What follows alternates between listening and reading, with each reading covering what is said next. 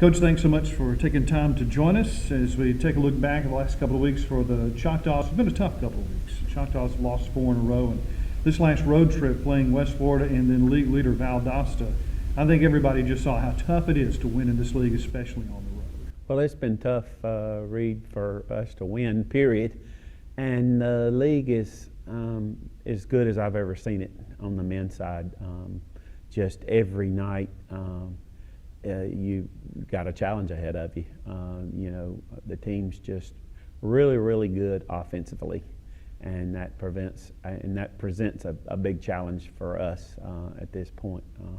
We've been competitive, I think, the last couple of years, and this year I almost feel like we've gone in a backward step, but it has a lot to do with our opponents and how good they are. And it's been difficult for us, and we're halfway through the conference slate now, and hopefully the second half will be better for us.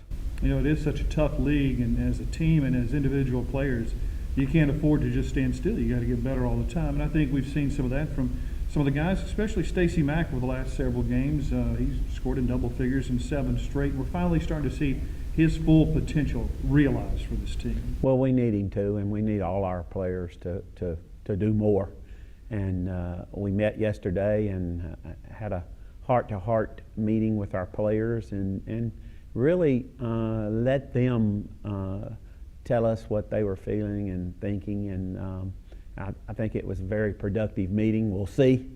We practiced later today, and we'll see. We tell them failure to prepare is preparing for failure. So it's all about your practice sessions, and we're coming off that long trip back from Valdosta, and hopefully we got that behind us, and hopefully we can get ready for North Alabama.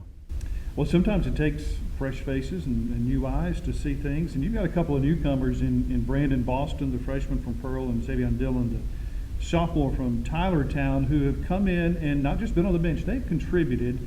And I think everybody on the team's kind of seeing what they can do as young players. Well, Brandon Boston has performed way above our expectations at this point. We knew he was going to be a very good player for us. His numbers are, he leads our team in field goal percentage. And so we're just going to have to play him more and more and more, as that's one of the things that has been a problem for us. We've been very inconsistent how we've shot the ball, especially behind the three-point line.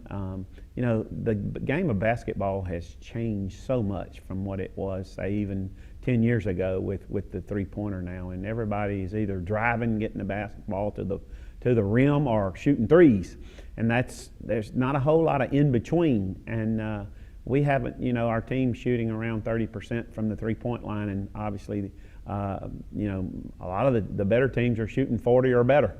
It's hard to shoot 40%, Reed, unguarded, and they're shooting over 40, a lot of them guarded, and so we've got to get better shooters. And I think our team has been unproductive, and I think that we're actually better at shooting the ball than what we've shown. Some of our guys have lost their confidence, several of them, and that's not a good thing as a coach when you're struggling, you're losing games, and we often say, losing brings the worst out in all of us, coaches, players. And then we've had some sickness, we've had some injuries, you name it, it's kind of snowballed on us. And, not making excuses, we haven't gotten the job done. And like I said, hopefully the second round of the conference schedule will play better. I think we will. We'll find out. UNA beat us 63-60 at the buzzer. And, that was a tough loss for us. UNA has gone on. They hadn't lost since, and we hadn't won since. So, hopefully last year we went up to UNA and got a good road win. And hopefully we can do that this Thursday. The Choctaws now had 5 straight home conference games at the start of the new year, and then the drawback to that, you turn around and you go on the road for 2 straight weeks. So this is a really tough stretch of the schedule for MC. No question. We got home like 4 a.m. Sunday morning, and I just didn't even. I got my dirty clothes out and getting them washed, and then unpack some of the some of the things that were in my suitcase. And so, I don't remember us doing this since we've been in the Gulf South where we were back to back. And, you don't like it as a coach. And one of the reasons I don't like it is our guys are out of class. And, some of the coaches around the league, when I've mentioned that to them, they say, y'all worry about class. And I said, yeah, at Mississippi College, we worry about class. Our guys are students first.